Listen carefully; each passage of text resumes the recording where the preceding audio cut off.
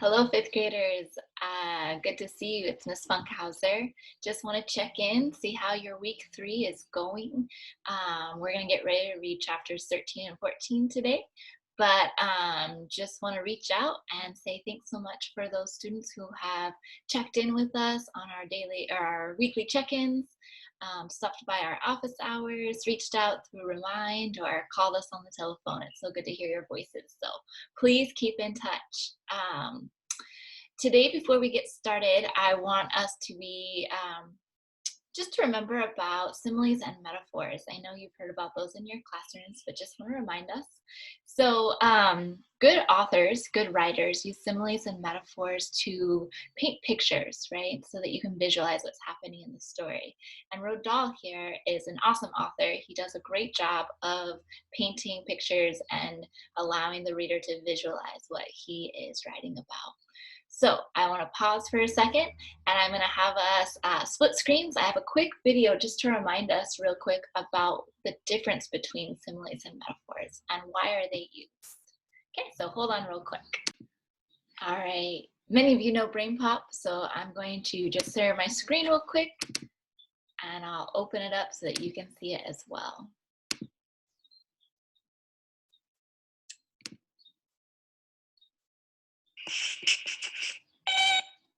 A poem. Can I read it? Hey, it's about Dot's cat. Otto has black fur and sharp teeth. He moves quietly so he can catch stuff. It's fine. Dear Tim and Moby, can you give me some ways to make my poetry better? From Alec. Whether you're writing poetry or prose, poetic devices like similes and metaphors are good ways to improve your writing and make it more interesting. Moby's poem could use a little help from similes and metaphors. A simile is a comparison that uses the words like or as to make a connection between two ideas. Otto has black fur and sharp teeth. Let's work in some similes to make this line more interesting. How about Otto's fur is as black as the night, and his teeth are like toothpicks. How about daggers? Otto's fur is black as the night, and his teeth are like daggers. We're comparing the color of his fur to the color of night, and we don't even need to say that his teeth are sharp, because the image of a dagger does that for us. A metaphor compares two different ideas without using the words like or as. Let's see what we can do about that second line using a metaphor. He moves quietly so he can catch stuff. That's kind of dull. Let's see. How about when he stalks his prey, he is a shadow? Well, metaphors don't always make logical sense. The cat isn't literally a shadow, but comparing him to a shadow is a great way to describe the way he hunts. So, Otto's fur is as black as the night, and his teeth are like daggers. Those two comparisons are similes because we're saying that one thing is a lot like another thing. When he stalks his prey, he is a shadow. That's a metaphor because we're saying that one thing is another thing. That's a whole lot better. The language is more poetic, conjuring up vivid images in the mind of the reader. Hey, where is Otto anyway?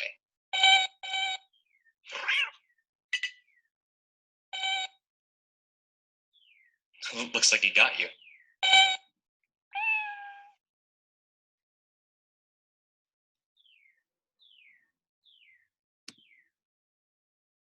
All right, so that was a nice quick little video to refresh your memory on metaphors and similes. So as I read chapter 13, I'll stop and point out some metaphors and similes that I see. And then in chapter 14, I'd like you to be aware as you follow along and maybe circle the similes and box the metaphors as you come across those. So now would be a great time to pause the video and make sure that you have the things that you need. You have your device, you're watching this. You should also have a pencil and a paper or your packet for the BFG and your growth mindset, right? So when you're ready to go, click again and we'll get started. Okay, so chapter 13, we want to start off with our quick write. Right, so again, I'll give you a few minutes to spend, like I said, a couple minutes to describe the worst nightmare you have ever had. Okay, so think about 1 or 2 sentences, capitals and periods, and then click play when you're ready to go. The next piece is your vocabulary, right? So the words you're looking for are mystical, gravely, and solemnly. Those are your three words you'll be looking for in chapter 13 and 14. And then you have a couple multiple choice. Go ahead and read those now. All right, I think we're ready to start reading chapter 13. I'm going to share my screen again so that as we come along similes and metaphors, you can see those just right along with me, okay?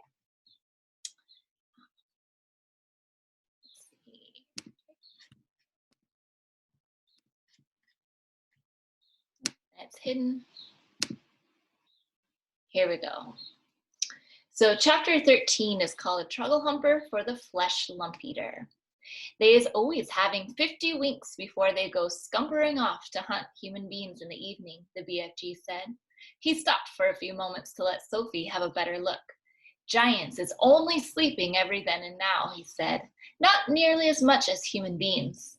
Human beings is crazy for sleeping. Is it ever occurring to you that a human being who is 50 is spending about 20 years sleeping fast? I must admit that never occurred to me, Sophie said. You should allow it to occur to you, the BFG said. Imagine it, please. This human being who says he is 50 has been fast asleep for 20 years and is not even knowing where he is. Not even doing anything. Not even thinking. It is a funny thought, Sophie said. Exactly, the BFG said. So what I is trying to explain to you is that a human being who says he is 50 is not 50. He's only 30. What about me, Sophie said. I'm 8. You is not 8 at all, the BFG said. Human being babies and little childers are spending half their time sleeping, so you is only 4. I'm 8, Sophie said. You may think you is 8, the BFG said, but you has only spent 4 years of your life with your little eyes open. You was only 4, and please stop higgling me. Titchy little snapper whippers like you should not be higgling around with an old sage and onions who is hundreds of years more than you. How much do giants sleep? Sophie asked. They is never wasting much time snozzling, the BFG said. 2 or 3 hours is enough. When do you sleep? Sophie asked. Even less, the BFG answered. I is sleeping only once in a blue baboon. Sophie, peeping out from her pocket, examined the 9 sleeping giants. They looked even more grotesque now than when they were awake. Sprawled out across the yellow plain, they covered an area about the size of a football field. Most of them were laying on their backs with their enormous mouths wide open, and they were snoring like foghorns. Oh, stop for a second. I saw something. This phrase right here, did you see it as well? Did you hear it? It says they were snoring like foghorns. So the picture that the author here wants you to think about is that the snoring like foghorns, we know horns are probably pretty loud, right? So you're imagining the sound of their snoring. So we know this is a simile because they use the word like, right? So they're comparing two things, the snoring and the foghorns. The noise was awful. Suddenly, the BFG gave a jump in the air. By gum frog, he cried, I is just having the most wopsy-whiffling idea. What? Sophie said. Wait, he cried, hold your horse feathers. Keep your skirt on. Just you wait to see what I is going to bring about. He galloped off fast to his cave with Sophie hanging on tight to the rim of the pocket. He rolled back the stone. He entered the cave. He was very excited. He was moving quickly. You stay where you is in my pocket, Huggy Bee, he said. We is doing this lovely bit of buck swashing both together. He laid aside the dream-catching net, but hung on to the suitcase. He ran across to the other side of the cave and grabbed the long trumpet thing he had once been carrying when Sophie had first seen him in the village. With the suitcase in one hand and the trumpet in the other, he dashed out of the cave.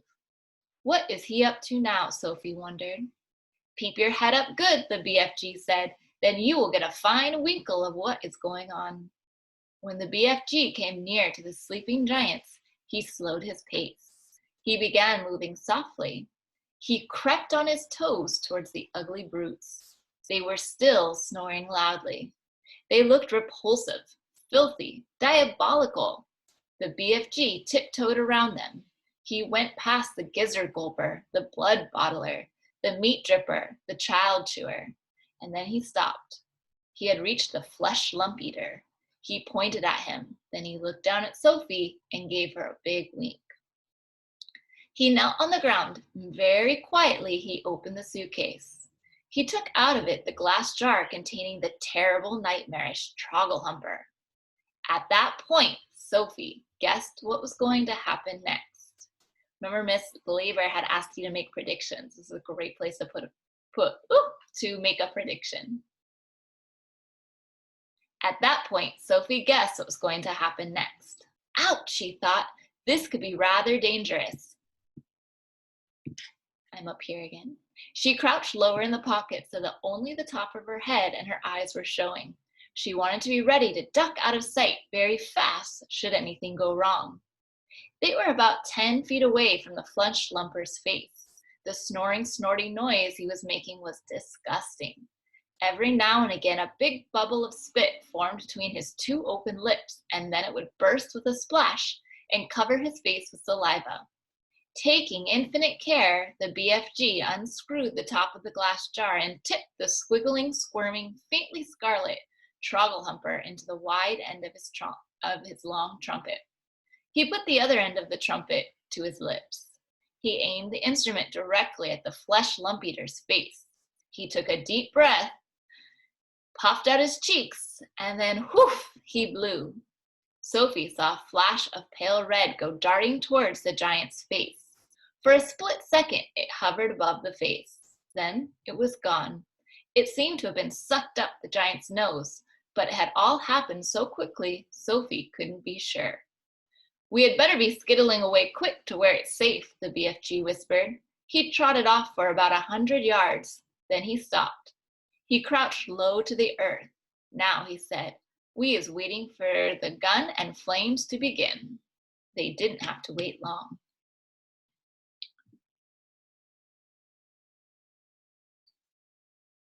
The air was suddenly pierced by the most fearful roar Sophie had ever heard, and she saw the flesh lump eater's body, all 54 feet of it, rise off the ground and fall back again with a thump.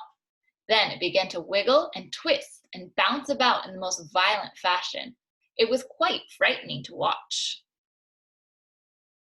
Ew, roared the flesh lump eater. Ow! He's still asleep, the BFG whispered. The terrible troggle-humping nightmare is beginning to hit him. Serves him right, Sophie said. She could feel no sympathy for this great brute who ate children as though they were sugar lumps. Save us, screamed the flesh lump eater, thrashing about madly. He's after me. He's getting me.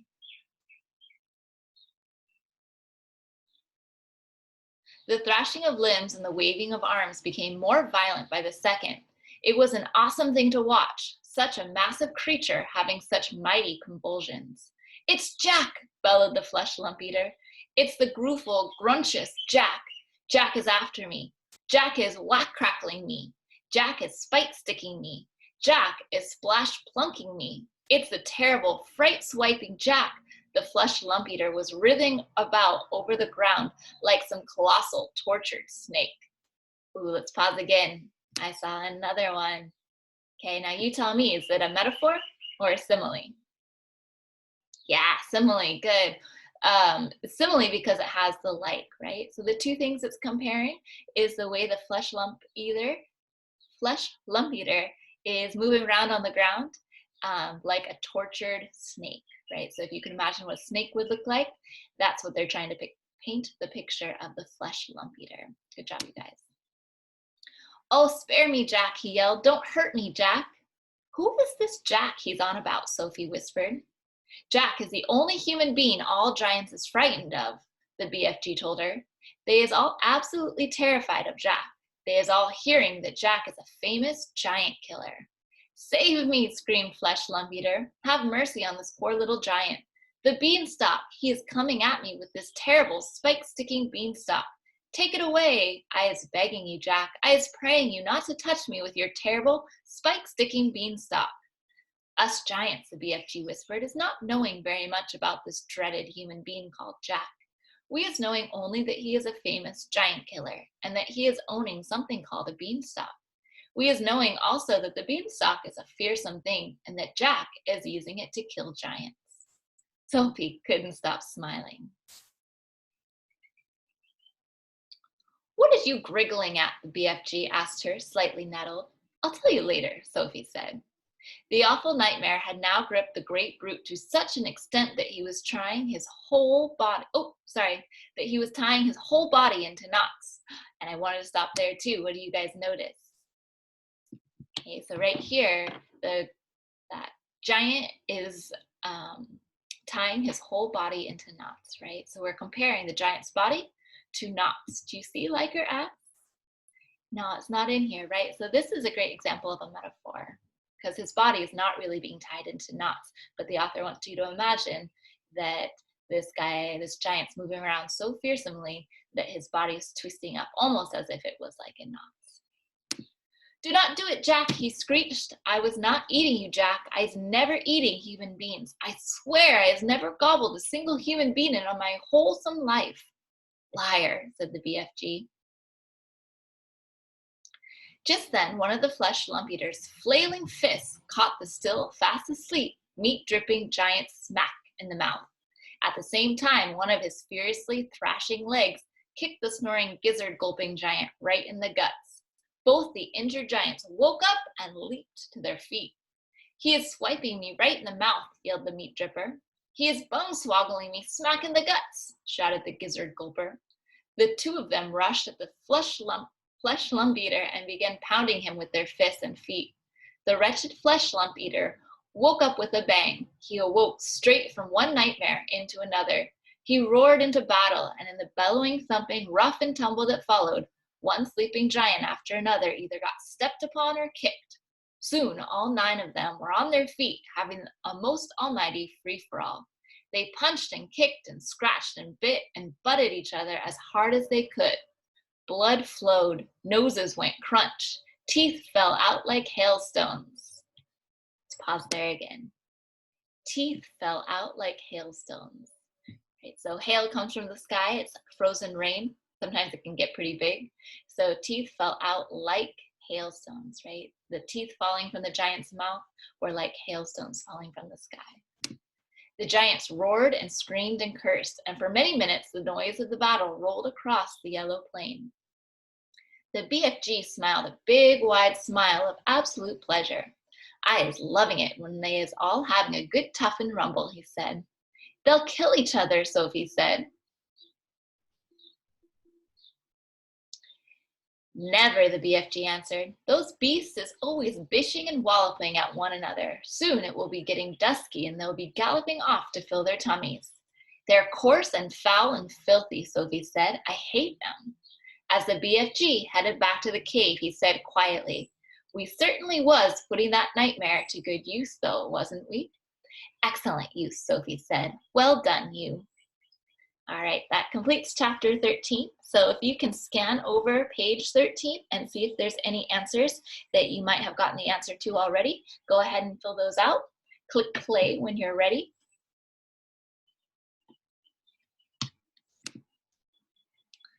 All right, and so for page 14, if you look at the back, let's preview some of those questions. Why do all the bad giants get an enormous fight? We just read about that one, so you could probably even fill that one in right now. Okay. In chapter 14, we're going to be looking at how did the BFG learn to read and write, and where do other giants say they are going at the end of the chapter? If you want to push your thoughts beyond, imagine that you could write your very own Fizz Wizard. What would it be like? Write about it below, and there's a clue, right? Of course you like it, the BFG said. It's a Fizz Wizard. And on page 101 is where that evidence came from. So I would go back to page 101, reread, use your context clues to fill out what a Fizz Wizard is, and then come back and you'll be able to answer that final question. So for chapter 14, I'm going to go ahead and read it from the book. And it should be starting on page 97. The title of the chapter is Dreams. I'm not going to stop for any similes and metaphors, but if you hear them It'd be a great thing for you to, like I said, circle any similes and box any metaphors for extra practice. The big friendly giant was seated at the great table in his cave, and he was doing his homework. Sophie sat cross-legged on the tabletop nearby, watching him at work. The glass jar containing the one and only good dream they had caught that day stood between them. The BFG, with great care and patience, was printing something on a piece of paper with an enormous pencil. "What are you writing?" Sophie asked him. "Every dream is having its special label on the bottle," the BFG said. "How else could I be finding the one I am wanting in a hurry?" "But can you really and truly tell what sort of dream is going to be simply by listening to it?" Sophie asked. "I can," the BFG said, not even looking up. "But how? Is it by the way it hums and buzzes?" "You is less or more right," the BFG said. "Every dream in the world is making a different sort of buzzy hum music, and these grand swashbuckling ears of mine is able to read that music." "By music, do you mean tunes?" "I is not meaning tunes." "Then what do you mean?" "Human beings is having their own music, right or left." "Right," Sophie said. "Lots of music." Here's a couple pictures.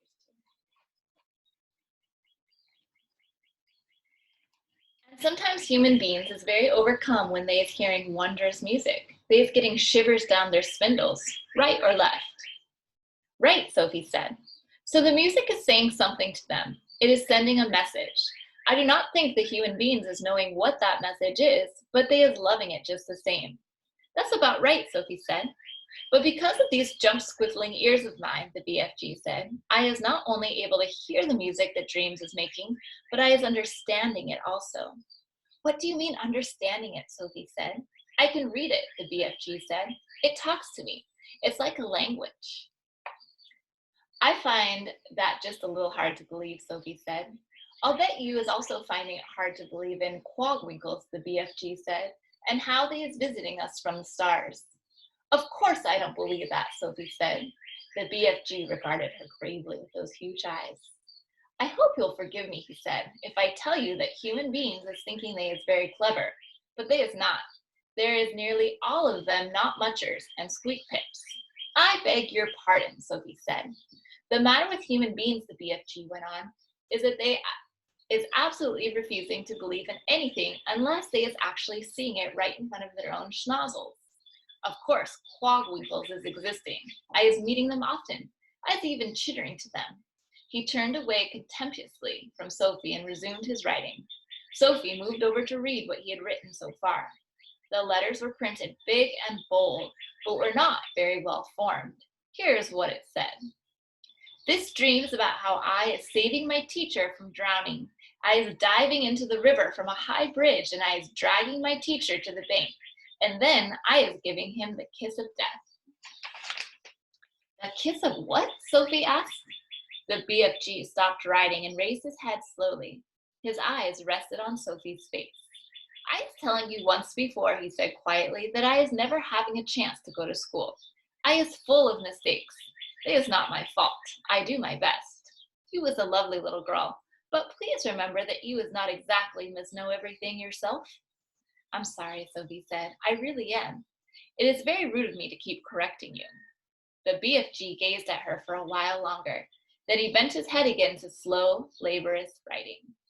"Tell me honestly," Sophie said, "if you blew this dream into my bedroom when I was asleep, would I really and truly start dreaming about how I saved my teacher from drowning by diving off a bridge?" "More," the BFG said, "a lot more. But I cannot be scribbling the whole grove-flunking dream on a titchy bit of paper. Of course there is more." The BFG laid down his pencil and placed one massive ear close to the jar. For about 30 seconds he listened intently. "Yes," he said, nodding his great head solemnly up and down. "This dream is continuing very nicely. It has a very dory-hunky ending." "How does it end?" Sophie said. "Please tell me."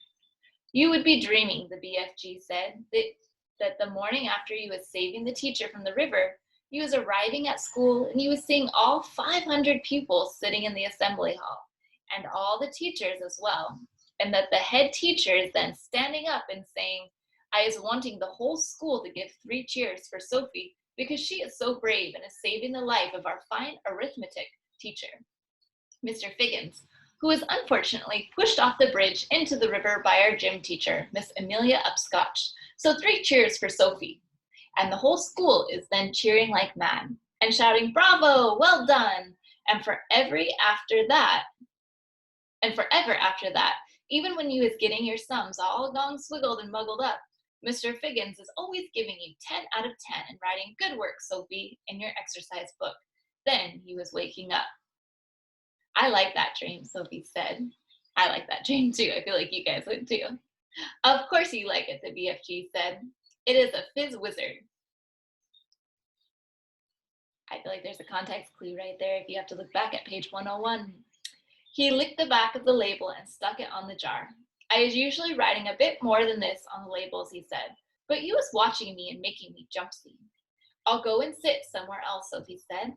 "Don't go," he said. "Look in the jar carefully, and I think you will be seeing this dream." Sophie peered into the jar, and there, sure enough, she saw a faint, translucent outline of something about the size of a hen's egg.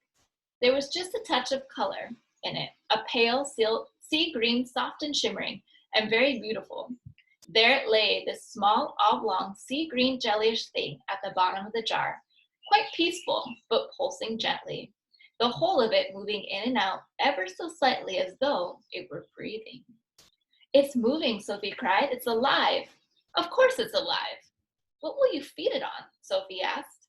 "It's not needing any food," the BFG told her. "That's cruel," Sophie said. "Everything alive needs some sort of food, even trees and plants." "The north wind is alive," the BFG said. "It's moving. It touches you on the cheek and on the hands, but nobody is feeding it." Sophie was silent. This extraordinary giant was disturbing her ideas. He seemed to be leading her towards mysteries that were beyond her understanding. "A dream is not needing anything," the BFG went on. "If it is a good one, it is waiting peaceably forever until it is released and allowed to do its job. If it's a bad one, it's always fighting to get out." The BFG stood up and walked over to one of the many shelves and placed the latest jar among the thousands of others. "Please, can I see some of the other dreams?" Sophie asked him. The BFG hesitated. "Nobody has ever seen them before," he said, "but perhaps after all I is letting you have a little peep."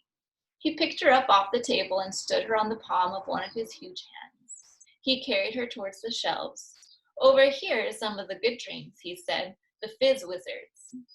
"Would you hold me closer so I can read the labels?" Sophie said. "My labels is only telling bits of it," the BFG said. "The dream is usually much longer. The labels is just to remind me." Sophie started to read the labels. The first one seemed long enough to her. It went right around the jar, and as she read it, she had to keep turning the jar. This is what it said.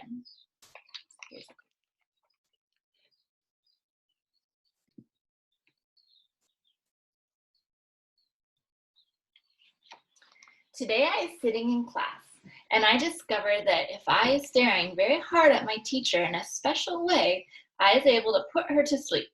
So I keep staring at her, and in the end, her head drops onto her desk, and she goes fast asleep and snorkles loudly. Then in marches the head teacher, and he shouts, 'Wake up, Miss Plumridge. How dare you go to sleep in class? Go fetch your hat and coat and leave this school forever. You is sacked.' But in a jiffy, I is putting the head teacher to sleep as well, and he just crumples slowly to the floor, like a lump of jelly, and there he lies, all in a heap, and starts snorkeling, even louder than Miss Plumridge. And then I is hearing my mummy's voice saying, 'Wake up, your breakfast is ready.'" "What a funny dream," Sophie said. "It's a ring beller," the BFG said. "It's whoopsie." Inside the jar, just below the edge of the label, Sophie could see Putting to Sleep Dream lying peacefully on the bottom, pulsing gently, sea green like the other one, but perhaps a little larger. "Do you have a separate dreams for boys and for girls?" Sophie asked. "Of course," the BFG said. "If I is giving a girl's dream to a boy, even if it was really a whoopsie's girl's dream, the boy would be waking up and thinking, 'What a rot bungling, Greek sludging old dream that was.'" "Boys would," Sophie said. "This here is all girls' dreams on this shelf," the BFG said. "Can I read a boy's dream?" "You can," the BFG said, and he lifted her to a higher shelf. The label on the nearest boy's dream jar read as follows: I is making myself a marvelous pair of suction boots, and when I put them on, I is able to walk straight up the kitchen wall and across the ceiling. Well, I was walking upside down on the ceiling when my big sister comes in, and she is starting to yell at me, as she always does, yelling, "What on earth is you doing up there walking on the ceiling?" And I looks down at her and I smiles and I says, "I told you you was driving me up the wall, and now you has done it." "I find that one rather silly," Sophie said. "Boys wouldn't," the BFG said, grinning. "It's another ring beller. Perhaps you has seen enough now." "Let me read another boy's one," Sophie said. The next label said, "The telephone rings in our house, and my father picks it up and says in his very important telephony voice, 'Simpkins speaking,' and then his face goes white, and his voice goes all funny, and he says, 'What? Who?' And then he says, 'Yes, sir, I understand, sir, but surely it's me you was wishing to speak to, sir, not my little son.' My father's face is going from white to dark purple, and he is gulping like he has a lobster stuck in his throat. And then at last he is saying, 'Yes, sir, very well, sir, I will get him, sir.' And he turns to me and he says in a rather respectful voice, 'Is you knowing the President of the United States?' And I says, 'No, but I expect he is hearing about me.' Then I is having a long talk on the phone and saying things like, 'Let me take care of it, Mr. President. You'll bungle it all up if you do it your way.' And my father's eyes is googling right out of his head. And that is when I is hearing my father's real voice saying, 'Get up, you lazy slob, or you will be late for school.'" So you can see him talking on the phone.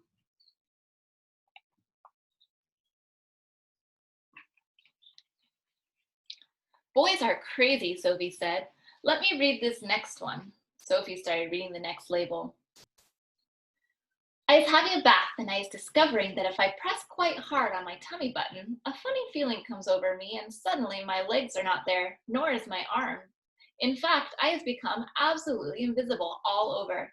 I am still there, but no one can see me, not even myself. So my mummy comes in and says, 'Where is that child? He was in the bath a minute ago and he can't possibly have washed himself properly.' So I says, 'Here I is.' And she says, 'Where?' And I say, 'Here.' And she says, 'Where?' And I say, 'Here.' And she yells, 'Henry, come up quick.' And when my daddy rushes in, I is washing myself, and my daddy sees the soap floating around in the air, but of course he is not seeing me, and he shouts, 'Where are you, boy?' And I say, 'Here.' And he says, 'Where?' And I says, 'Here.' And he says, 'Where?' And I says, 'Here.' And he says, 'The soap, boy, the soap. It's flying in the air.' Then I press my tummy button again, and now I is visible. My daddy is squiffy with excitement. He says, 'You is the invisible boy.' And I says, 'Now I is going to have some fun.' So when I is out of the bath and I have dried myself, I put on my dressing gown, slippers, and I press my tummy button again to become invisible. And I go down into the town and walk in the streets, of course. Only me is invisible, but not the things I is wearing. So when people is seeing a dressing gown and slippers floating along the street with nobody in it, there's a panic with everybody yelling, 'A ghost, a ghost!' And people is screaming left and right. And big strong policemen is running for their lives. And best of all, I see Mr. Grummet, my algebra teacher, coming out of a pub, and I float up to him and I say, 'Boo!' And he lets out a frightsome howl and dashes back into the pub. And when I was waking up and feeling happy as a whisk-squiddler." "Pretty ridiculous," Sophie said. At the same time, she couldn't resist reaching down and pressing her own tummy button to see if it worked. Nothing happened. "Dreams is a very mystical thing," the BFG said. "Human beings is not understanding them at all. Not even their brainiest professors is understanding them. Has you seen enough?" "Just this last one," Sophie said. "This one here." She started reading.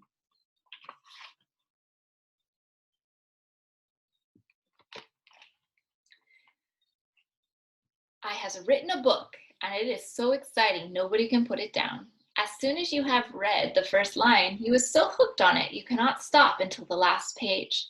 In all the cities, people is walking in the streets, bumping into each other because their faces is buried in my book, and the dentist is reading it and trying to fill teeth at the same time. But nobody minds because they is all reading it too, in the dentist chair. Drivers is reading it while driving, and cars is crashing all over the country. Brain surgeons is reading it while they're operating on brains, and airline pilots is reading it going to Timbuktu instead of London. Football players is reading it on the field because they can't put it down, and so is Olympic runners while they is running. Everybody has to see what's going to happen next in my book, and when I wake up, I is still tingling with excitement at being the greatest writer the world has ever known, until my mommy comes in and says, I was looking at your English exercise book last night, and really, your spelling is atrocious. So is your punctuation. That's enough for now, the BFG said. There's dillions more, but my arm is getting tired holding you up. What are all those over there, Sophie said. Why have they got such tiny labels? That, the BFG said, is because one day I was catching so many dreams, I was not having the time or energy to write out long labels. But there is enough to remind me. Can I look? Sophie said. Hold it like this so you guys can see there's lots of pictures. The long-suffering BFG carried her across the jars she was pointing to. Sophie read them rapidly, one after the other. I is climbing Mount Everest with just my pussycat for company. I is inventing a car that runs on toothpaste. I is able to make the electric lights go on and off just by wishing it. I is only an 8-year-old little boy, but I is growing a splendid bushy beard, and all the other boys are jealous. I is able to jump out of any high window and float down safely. I is a pet bee that makes rock and roll music when it flies. What amazes me, Sophie said, is how you ever learned to write in the first place.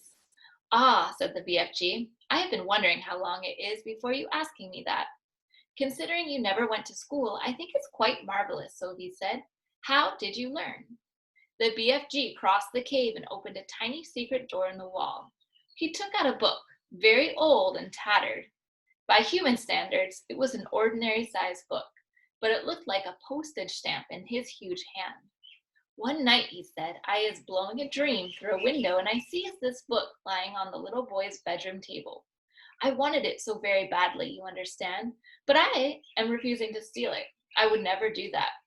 So how'd you get it? Sophie asked. I borrowed it, the BFG said, smiling just a little.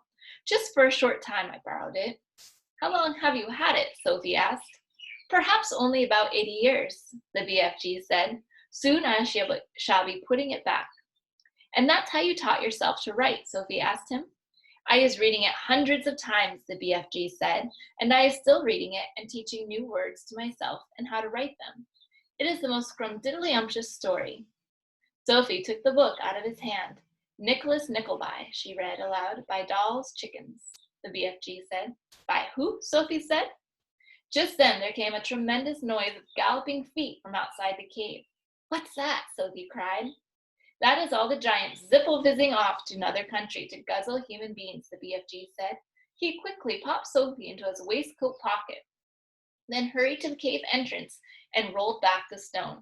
Sophie, peeping out of her spy hole, saw all 9 of the fearsome giants coming past at full gallop. Where is you off to tonight? Shouted the BFG. We is all of us flush-bunking off to England tonight, answered the flesh lump eater as they went galloping past. England is a luscious land, and we is fancying a few nice little English childers. I, shouted the maid smasher, is knowing where there is a giggle house for girls, and I is guzzling myself full as a froth blower. And I knows where there is a boggle box for boys, shouted the gizzard gulper. All I has to do is reach in and grab myself a handful. English boys is tasting extra lick swishy. In a few seconds, the 9 galloping giants were out of sight. What did he mean? Sophie said, poking her head out of the pocket. What is a giggle house for girls? He is meaning a girls' school, the BFG said. He will be eating them by the bundle. Oh no, cried Sophie. And boys from boys' schools, said the BFG. It mustn't happen, Sophie cried out. We've got to stop them. We can't just sit here and do nothing. There's not a thing we can do, the BFG said. We as helpless as horse feathers. He sat down on a large, craggy blue rock near the entrance to his cave. He took Sophie from his pocket and put her beside him on the rock. It's now quite safe for you to be outside until they is coming back, he said. The sun had dipped below the horizon, and it was getting dark. End of chapter 14. So if you haven't been filling out the answers as we've been going along or pausing the video, now is a good time to go back to your packet, check back over your quick write, look through your vocabulary. All 3 words were in that story, those 2 chapters. Check in on your multiple choice, and then finish up number 1, 2, 3, and beyond on page 14. If you have any questions, reach out to your teacher. We all have office hours. If you haven't seen those office hours, reach out and check in with your teacher to confirm the times. And have an awesome week. We have a few chapters left till we finish that up. But again, thanks for joining us. Thanks for listening, and have an awesome week. Bye.